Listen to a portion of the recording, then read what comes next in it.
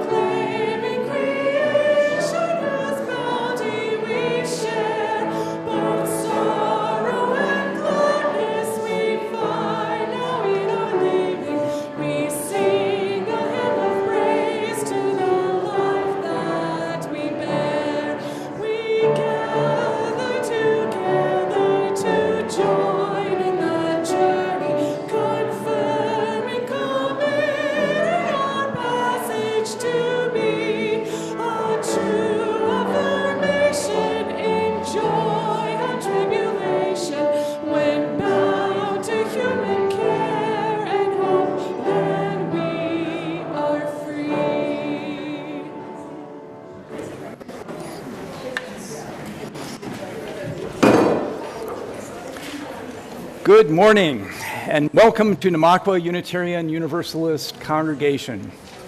We are glad you are here. My name is Doug Stewart, and I will be leading the worship along with Paquette today. No sound? I didn't do it. That's they're not hearing the sound in the room. Testing 1 2 3. Testing 1 2 3. Testing 1 2 3. Are we coming through? Is that helping? I think you're getting me now? No? A little bit more, Pat? Can we get it up a little bit? Here we go, I think. More sound, more sound. Testing 1 2 3. Testing 1 2 3. I think it's coming. Yeah, we're hearing it now, right? Yeah, okay. How about y'all in the back? Can y'all hear us in the back? Can you hear me? Well, it's you not. You can hear the big mouth, but yeah. Okay, I think we're here. All right, good. I'm getting hand waves, so I think so. So good morning again. Welcome to us. Tam and I will be leading our service, and special thanks to our music leaders and to our sound. There we go. And our Zoom and hospitality volunteers too. This is a come-as-you-are congregation. No matter who you are or where you've come from, what your beliefs are, what your doubts are, we are grateful to share this space together. I want to extend a special welcome to any visitors. We would love to stay connected, so please sign in for our communications at the back table so we can send you a weekly email blast so we keep in contact. Jessie has an announcement for us. I'm going to be saying this all summer. So I'd like to have an active, correct list of people who play or do some kind of music. So if you are a musician of any stripe, kazoo, accordion, whatever, and you are interested in having as much fun up here as I have and Andrea has, would you please email me? My email address is right there. Actually, it's on the back of your order of service twice. It's that important.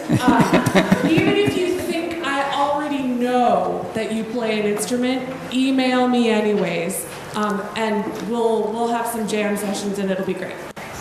Thank you, Jessie. Next Sunday, the service will not be held in this building. It's going to be held at Kathy Hartman's, which is a block north and a block east, that way, just by the park. Claire and Anne-Marie Kaczynski will discuss acts of kindness. And please bring a folding chair if you have one, and we'll meet in Kathy's backyard. And try to stay cool. If you will, that's the end of the announcements. If you will, join me in saying our congregational affirmation together. Love is the spirit of this congregation, and service its call. This is our great covenant, to dwell together in peace, to seek the truth in love, and to help one another. I invite you to share the spirit of love by turning to greet those around you.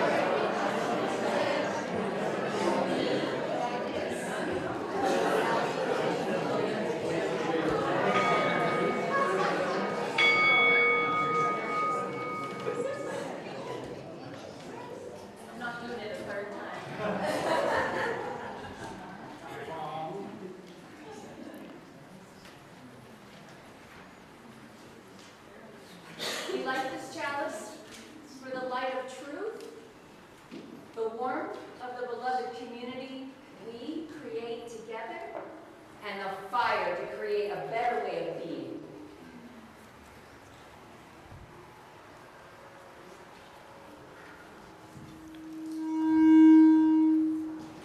Will you stand and sing with me?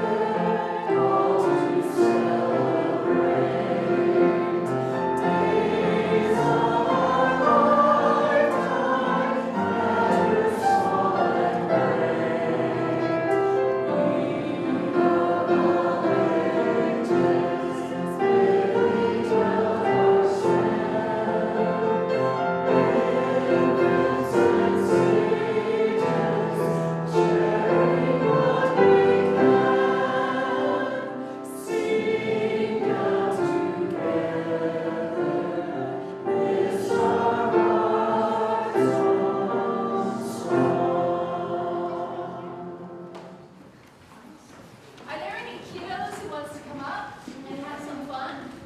Anybody kiddos? Yay! So excited. It's been a while. It's been a while since me and David had spent at Well, I am excited. It's been a while since I've been here too. Can I give you this? Would you like to sing?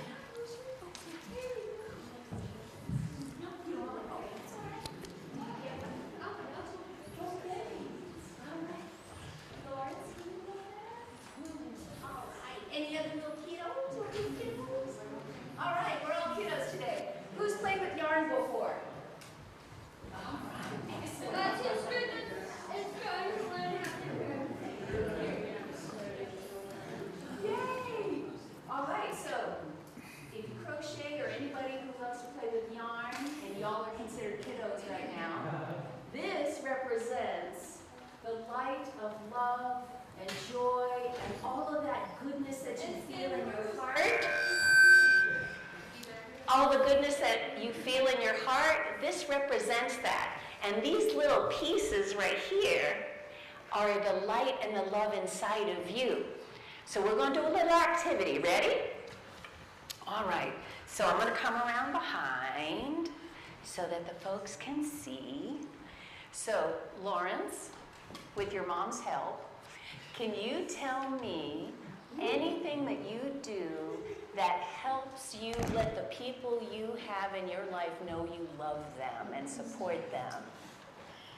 He reaches for us. Okay, Lawrence reaches. When he's across the room, he reaches. Awesome. So if I may take one end, just one end. Fantastic. Can you, what is your name? Rex.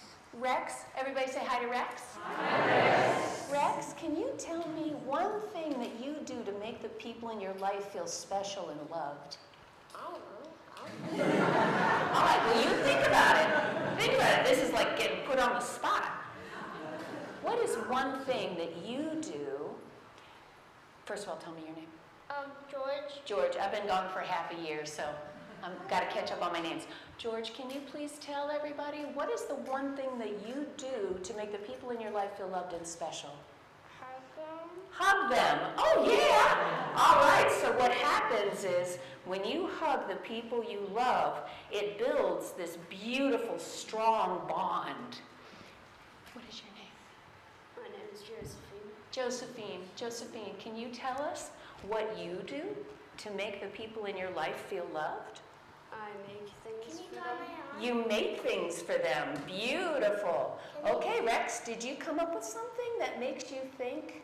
I like hugging my mom. Nice. All right, you like hugging your mom. Okie dokie. So can you come over here so that we make our string attach? Beautiful. Beautiful. There we go. All right. Can you hold that? All right. Ocean, what do you do that makes the people in your life feel like you love them? You don't know? No, it's okay. You don't have to know right now. You just exist. Can you whisper to me? Yeah, you can whisper it. Yes, absolutely. Do you want me to say it out loud or do you want a secret? All right. He loves to play with his mom and dad. And if you know his mom and dad, then you know it's super exciting and fun. Hi, fellas. All right. What's your name? Emmett. Emmett. Hi, Emmett. What do you... Not Everett. Everett. Thank you for fixing me. Yes. Make sure that I say your name right. That's respectful. Everett, what do you do that makes the people in your life feel loved? I've literally helped my friends so much in different ways, I don't even know. I don't need to repeat that. Because you got it. He helps all the people in his life in different ways. Beautiful. Everett, and you want to hold that bit right there? And what is your name? Randall. Randall, can you tell me what are the things that you do in your life that make the people you love feel special?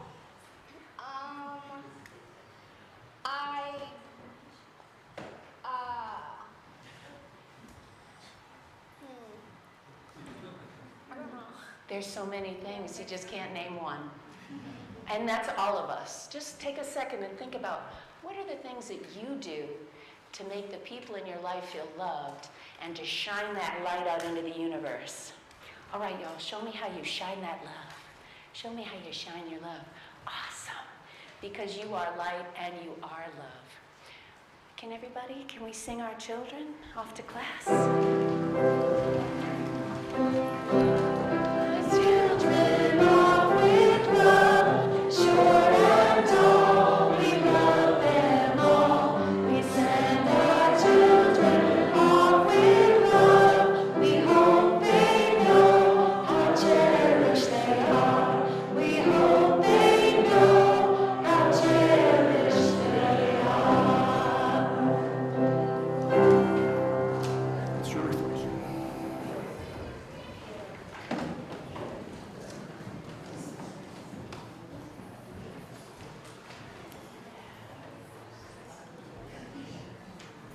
I have been gone for a while, and I learned on a soul level exactly why Namakwa is so special. Last year, when I was working on our annual auction, I didn't know I had a half a gallon of fluid in my lungs. I did know the follicular lymphoma had kicked in last May, but previously, in 2019, they told me that it was incurable and just to go home and get my affairs in order. There was nothing they could do. So I just lived every day like it was my last and decided to move to Colorado for my final chapter. So in the middle of the COVID pandemic, my husband Alex and I, we packed everything up. We left fascist book banning Florida and moved to America's sweetheart city, where I prayed to find my people. So I started scrolling through Google looking for a UU church like the one back in Florida. And that's where I found Namakwa on Zoom. The minister then was a silver-haired, female, former lawyer from the LGBTQ 2IAS plus community, and I knew I was home. You know that feeling you get when you just know you know?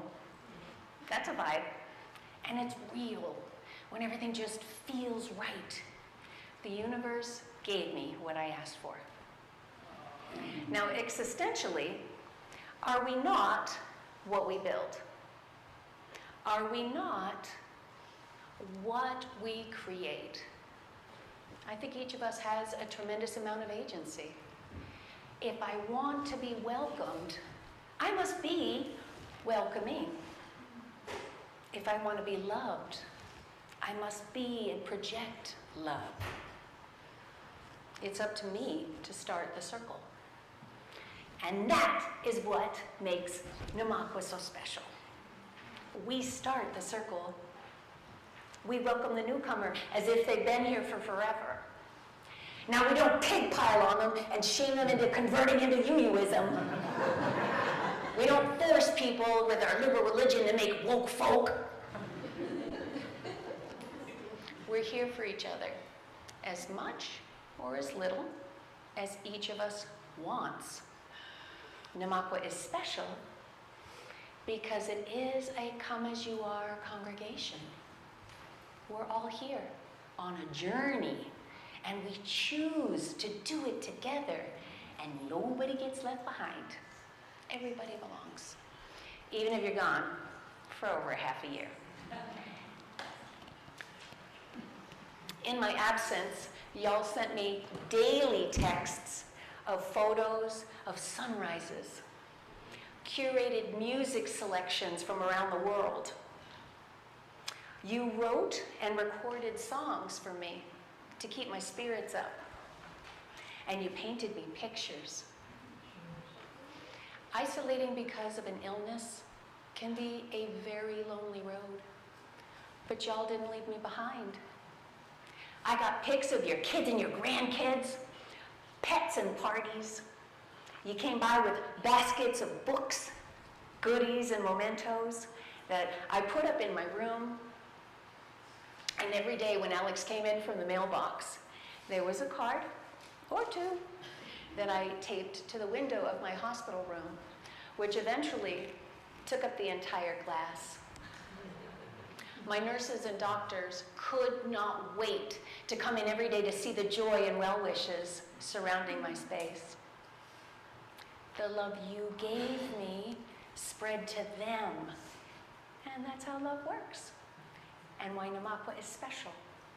Because here, we start the circle and we walk the walk together.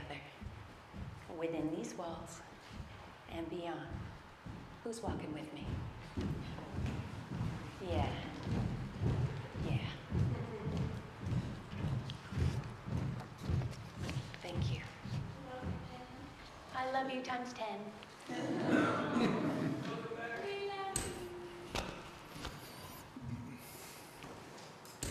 Thank you, Tam.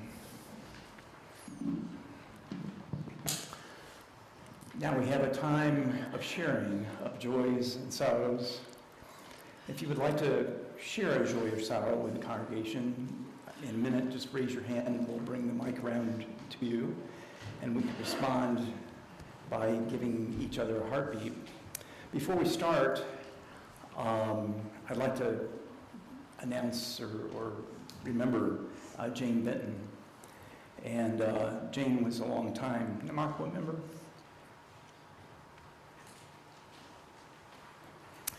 She died on June 9th after an extended illness.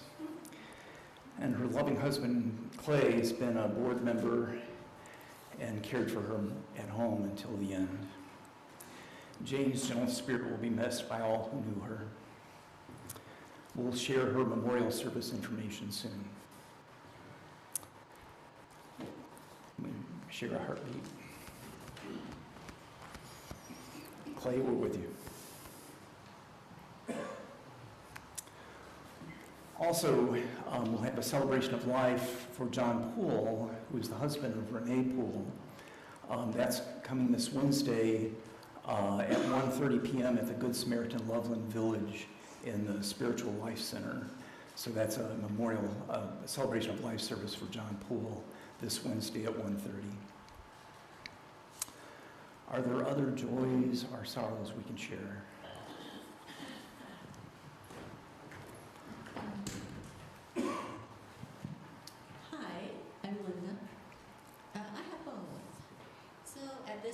Time in my life, one of my very good friends, and I've alluded to this in some of the things I've been saying. His name is Mike, and you know him. Some of you know him. He's transitioning, so he'll be leaving soon. Probably within a month, maybe 2. And at the same time, is my grandbaby being ushered in to my life more fully, and my daughter inviting me to come and spend time with him on a regular basis, every week to be exact. And even though, and it's healing my relationship with my daughter. Even though she might not want to sit there and spend time with me yet, she says, "Mom, you take the baby, and oh, by the way, I'm going to sign him up for classes just so you can take him." Guess what kind of classes they are? Music. So that's my joy and sorrow. So for remembering Mike and his transition, and for the joy of grandchildren and reestablishing relationships, some heartbeats. Thank you, Linda.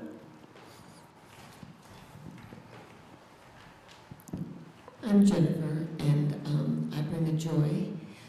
Peter and I just finished up a fabulous trip to Switzerland, where we celebrated our 40th wedding anniversary with our small tour group in Zermatt, and I got to see the Matterhorn. I had been wanting to see it when I missed it as a teenager, and it brought me to tears. It was fabulous. For the joy of travel and for 40 years of togetherness, heartbeats.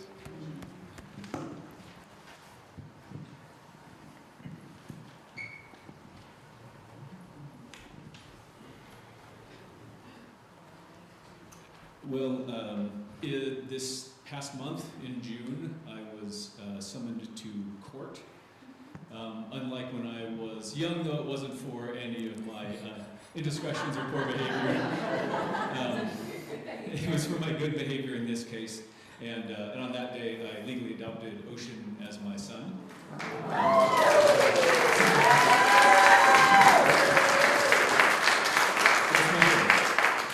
It's a big joy. That is a tremendous joy.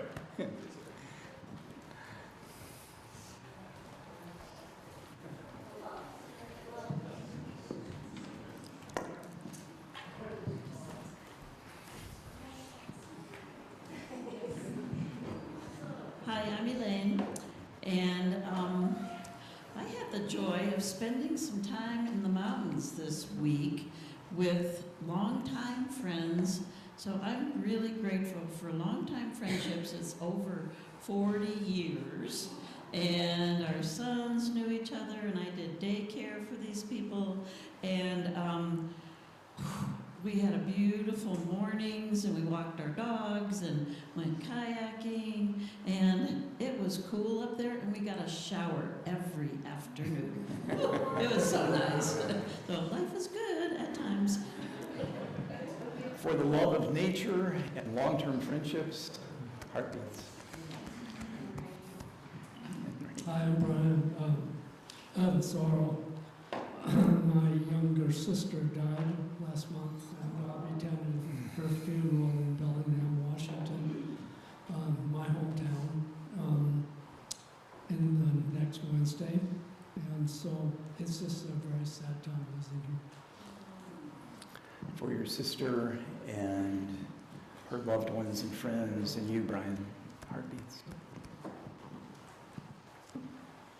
Hi, I'm Mary, and I have 2 sorrows and 2 joys, because life has a way of balancing itself. So yesterday I went to a life celebration of a dear friend and mentor, Lois Hart, and it was hard to lose that part of myself, because she was such a great teacher and helped me with some things when I became a director of a new nonprofit a few years ago. So I'll always miss her, and she was one of those people that just rippled light and knowledge and always was helping other people. And then yesterday, right after that, I said goodbye to one of our martial arts instructors who's moving to Pueblo, and so we'll miss Dana. So anyway, it was nice to spend time with her and say goodbye, but hopefully she'll keep doing videos and other things for the dojo. And then I had 2 joys, because my father-in-law is visiting from Tucson. Unfortunately, he brought the hot weather here. And then yesterday, after the farewell party for Dana, my daughter and I got to go out and have mocktails and spend 3 hours together. So that was such a joy, because she's so busy that was my request. I said, I just want the 2 of us to have time to talk and catch up. So that was really lovely. Thank you. For partings and for touching base.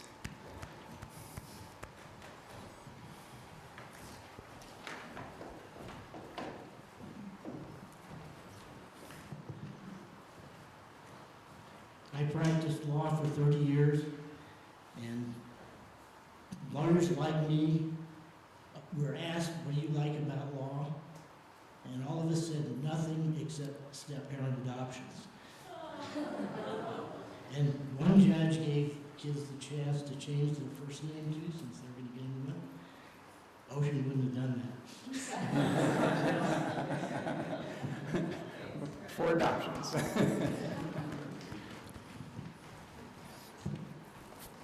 Hi, my name's Arthur. Last time I was here was for the Pride service, and so one joy is I think we're still all continuing to enjoy the fruits of Pride, LGBTQ Pride. So another joy, July is Disability Pride Month, which celebrates the passage of the American with Disabilities Act, but along with that is a sorrow that many people who are disabled cannot keep their benefits once they marry, and so we really don't yet have true equality. So we need to keep fighting for equality for all. We're a fan of Pride.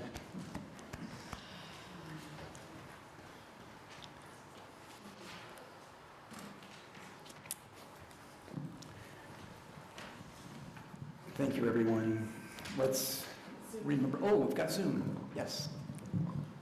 Hey. I have one from Cherry. She says, I have 2 joys.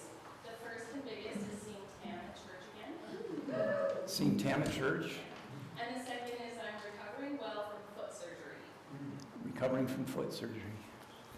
Heartbeats. And who is that? Cherry Surplus. Cherry. Okay.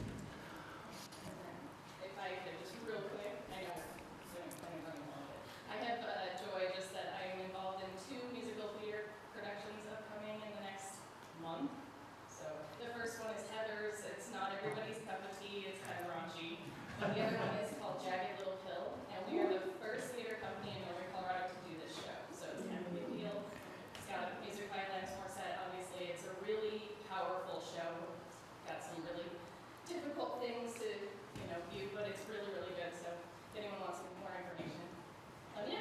Katie's in 2 musicals, and see her for more information. And let's remember the joys as well as the sorrows outside of these walls. Can we take a deep breath in and let it out?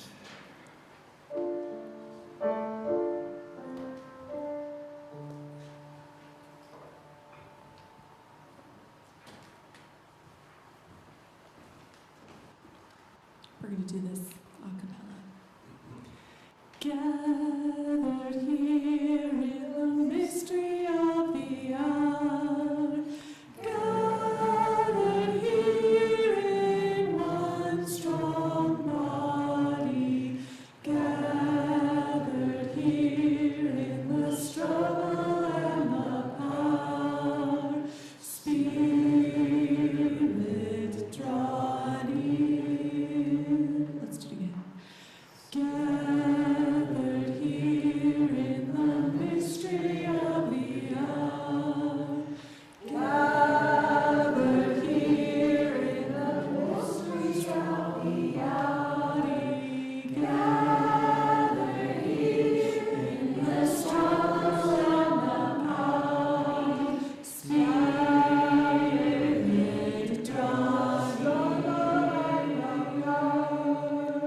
Spirit draw near.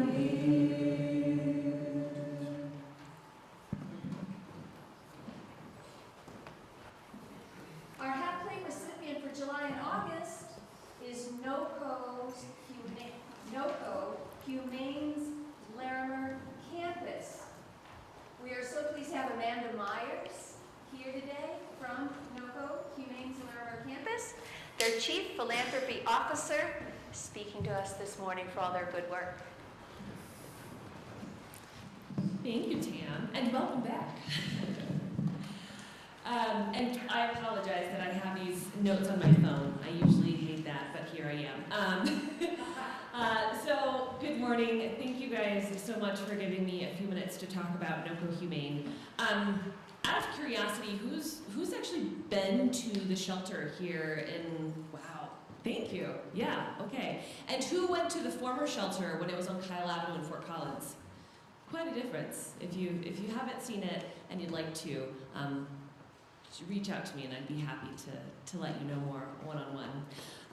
But for today, I'll say that most people know us as a place that helps animals, and that is certainly true. We provide shelter, veterinary care, adoption services, lost and found support, animal protection and control, and other services throughout Larimer and Weld counties. The scale of that work is often what's unknown, or maybe a bit of a surprise for folks. So this year alone, we have sheltered and cared for more than 12,000 animals. Nearly 4,000 lost pets have been reunited with their families, and more than 6,000 pets found new homes through adoption. And while every animal's journey is very, very different, the average pet spends just 12 days in our care before moving on to the next step in their journey. While in our care, our in-house veterinary team cares for every one of those animals. In the past year alone, we've administered more than 15,000 vaccinations. We've performed more than 4,000 surgeries, from routine spay and neuter to complex life-saving care for animals who arrived injured or seriously ill. Those numbers obviously represent a lot of animals. But equally as important, it represents a lot of people. Every animal who comes through our door has a human story connected to them. Sometimes that story is joyous. A family adopts a new pet, someone's reunited with their best friend who is missing. Other times, the story's a lot harder. Someone may be facing a housing crisis, a serious illness, financial hardship, domestic violence, the loss of a loved one. They may care deeply about their pet and still find themselves in a situation where they can no longer provide the care that that animal needs. In those moments, NOCO Humane is there to help not to judge. We care for the frightened dog whose behavioral issues were too great for their family to manage. We care for the orphaned kitten who requires feeding every 2 hours to survive. We care for the senior pet whose owner has recently passed away. And we help families searching desperately for a lost animal after the fireworks, an open gate, or just a really determined escape artist. The work can be so joyful, but it can also be complicated and expensive. Animals don't arrive on a schedule, they rarely arrive with all of their needs neatly resolved, and many require medical treatment, behavioral support, special diets, or weeks of care before they're ready for their new home. We're also serving a growing region. If you were unaware, in 2023, NOCO Humane expanded into Weld County after the Humane Society of Weld County was no longer able to continue providing animal welfare services. Since then, we have worked to strengthen services across Weld County, to improve a second shelter facility, and to make sure animals and families across the county still have somewhere to turn. We are so proud for communities and to be there for communities in northern Colorado, but current municipal contracts, service fees, and charitable support have not yet covered the full cost of this work. And that's where community support like this is so important. One of the things I know that you all can appreciate is the inherent worth, the dignity of every being, as well as understanding that we are all part of an interconnected community. At NOCO Humane, we see that connection every single day. When an animal is safe, a person may be safer too. When a family receives support instead of judgment, they are more likely to ask for help before a situation becomes a crisis. And when a community makes room for compassion, everybody benefits. A donation to NOCO Humane helps provide food, shelter, medical care, enrichment, and time for an animal to heal. It also helps ensure that people have somewhere to turn when they are facing a difficult decision involving a pet that they love. Compassion is not only something we believe in, it is something we practice. Sometimes that means adopting, sometimes it means volunteering, sometimes it means making a gift so that care is available when it's needed most. Whatever you are able to do, whatever you are able to give, it's going to help NOCO Humane continue to be there for animals and people across all of northern Colorado. So thank you for listening.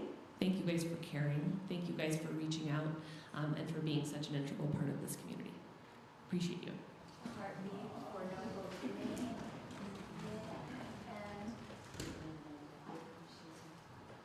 Thank you. So again, for July and August.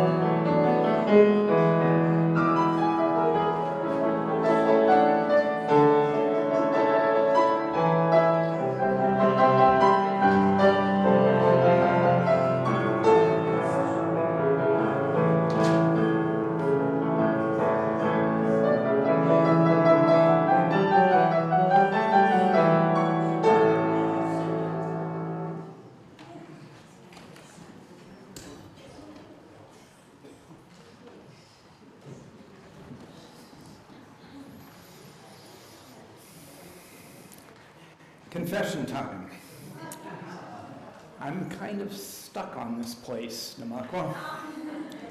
I worry I might be addicted. Hi, my name is Doug. My wife will tell you I have quite a ways to go. But it's also true that I wouldn't be as far along as I am without my association with you all, or with Unitarian Universalism in general.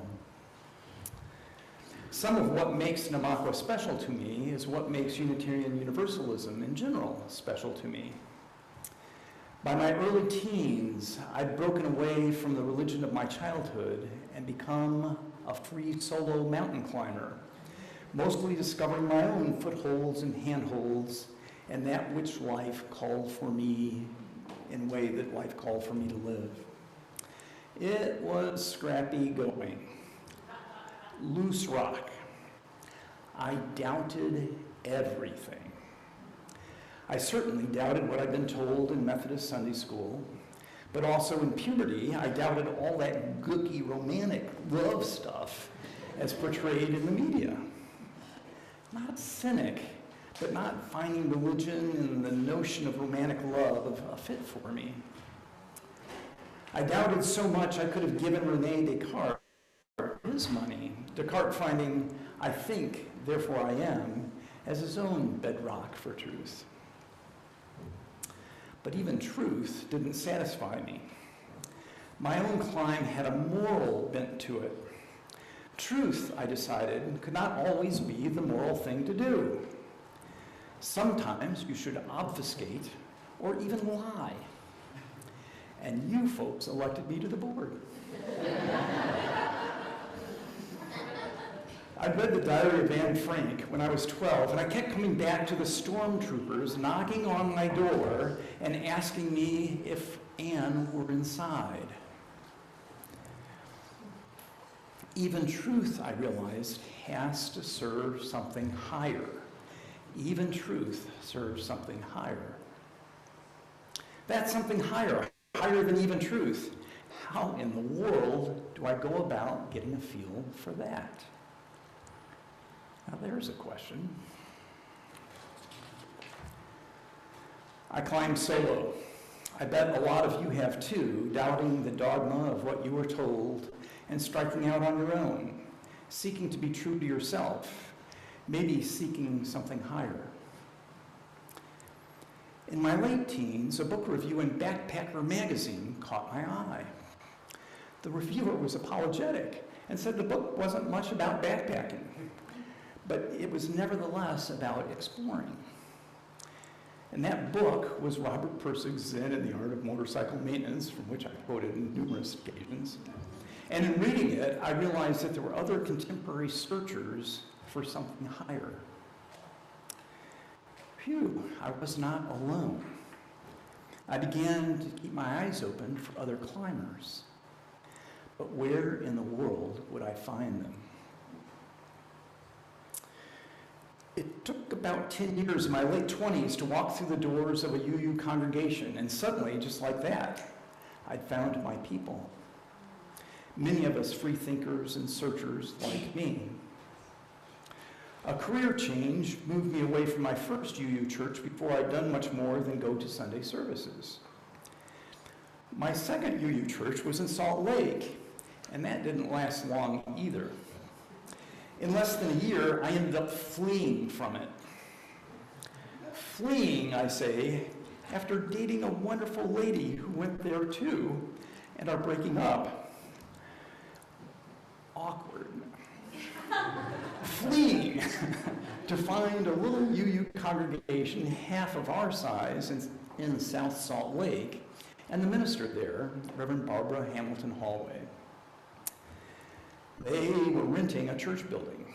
The owners, kind Episcopalians, held their services at the traditional Sunday morning time. As renters, we held our services Sunday afternoons at 4 p.m. Sometimes we'd potluck afterwards. In the winter, it was really common to ski all day, a bunch of us, and then come to the Sunday services in our ski clothes. It was really come as you are. Come as you are. That's one key to our specialness. There, and here at Namaqua, here we can be real. Tam said she knows this right off, too. Come as you are. That's part of it. You don't have to put on airs to be here. You don't have to put your precious life energy into acting like you believe something you don't. Here you can believe what you believe, doubt what you doubt, be who you are, and not what anyone else expects you to be. So being able to come as we are is part of our specialness. And I've found that all the UU congregations I've attended have that in common too. Come as you are. But some UU congregations have offered me even more. Over time, South Valley became a home base for me, just as Namaqua has. A sanctuary and more. In a small congregation like South Valley was, with a very part-time minister, the minister obviously can't do it all. Barbara didn't control us and didn't want to. She wasn't our CEO, and she wasn't even our executive director. She served as our influencer, as a facilitator. She saw possibilities in people, and she saw possibilities in the community, and she made matches between those. And she encouraged everyone else to be an influencer and facilitator, and to see possibilities and to bring those to the table too. With her encouragement and the encouragement of the chair of the religious education, I got my feet wet tackling the elementary school class, rotating teaching with a couple of other co-teachers. Then Barbara asked me to lead a Sunday service, which was a challenge for me because of stage fright that I've had most of my life. And she helped me have a good experience. Barbara facilitated an 8-week class she'd authored called Evensong. And back years ago, I presented it here. And in the last class, she suggested that some of us could go on to facilitate our own groups. And so several of us did, spreading the experience further through the community. Evensong is very similar to the small group ministry we do here at Namaqua. And that's going to restart this fall.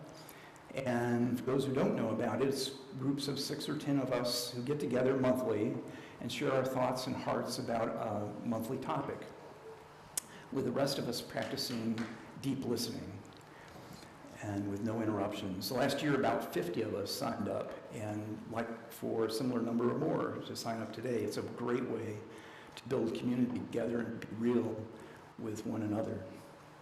The sign-up link is in the weekly email blast.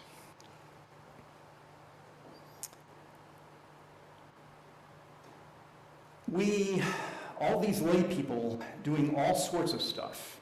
RE, worship services, facilitating groups, sharing in the decision-making, taking parts big and small.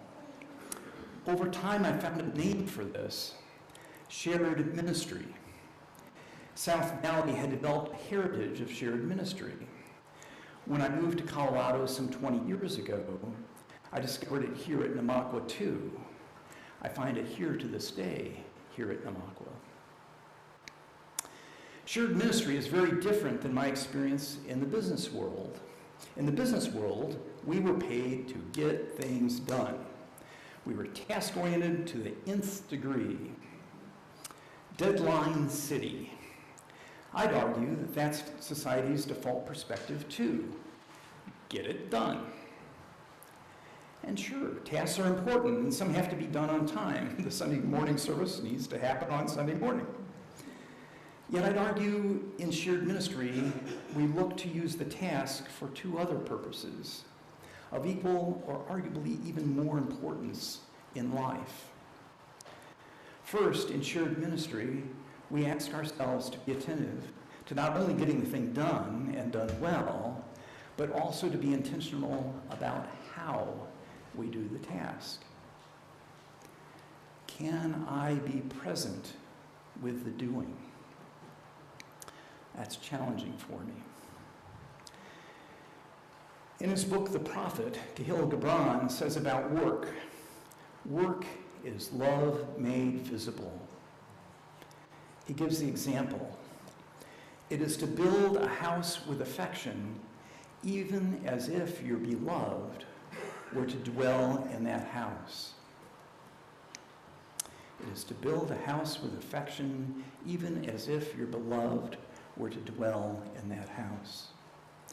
Can I shift my attention from getting the task done to an affection with its building, even as if my beloved were to dwell in it? A home we create together. This requires of me a mind shift from task orientation to a process orientation, to be present and patient and attentive to the here and now. And so, can we take a breath? Take a deep breath with me. Be here now.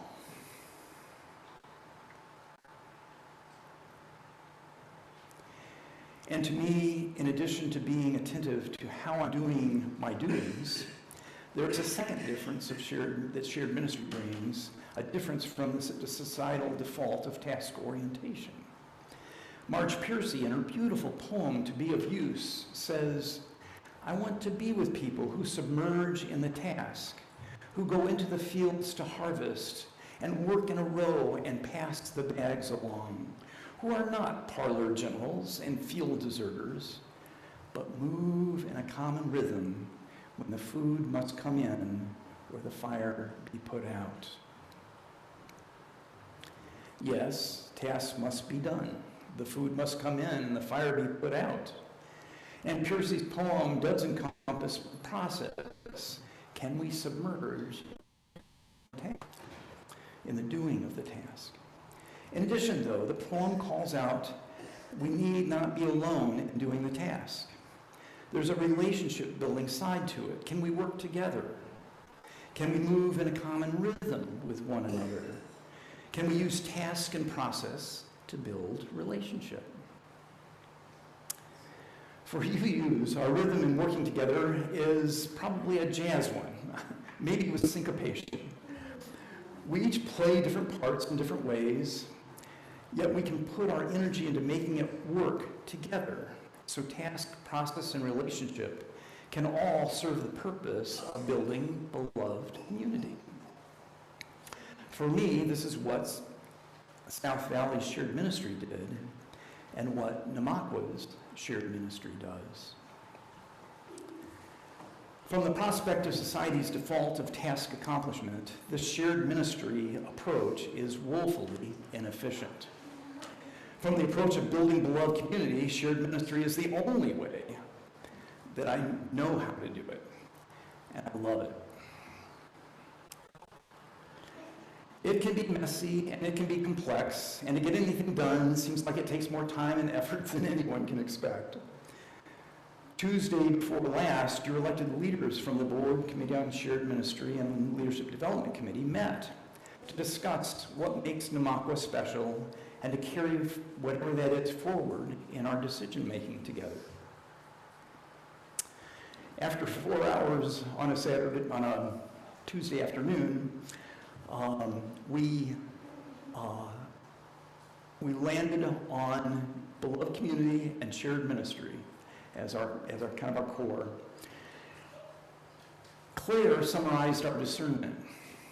Our beloved community uses an abundance of time in thoughtful discussions with our values to make decisions together. We're not in a rush to get things done. Our beloved community uses an abundance of time in thoughtful discussions with our values to make decisions together. Here, within these walls, we reorient our use of time on this earth.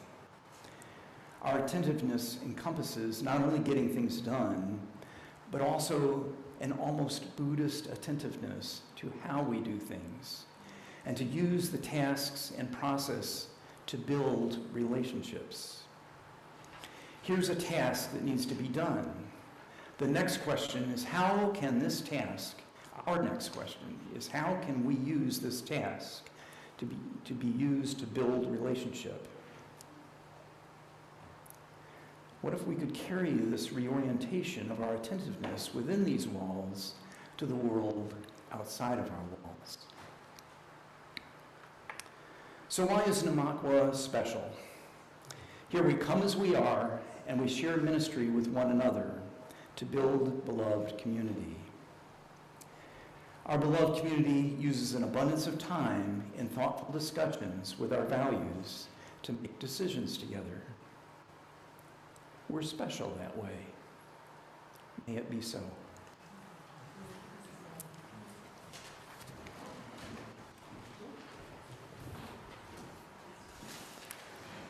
Would you rise in body or spirit and sing our closing hymn?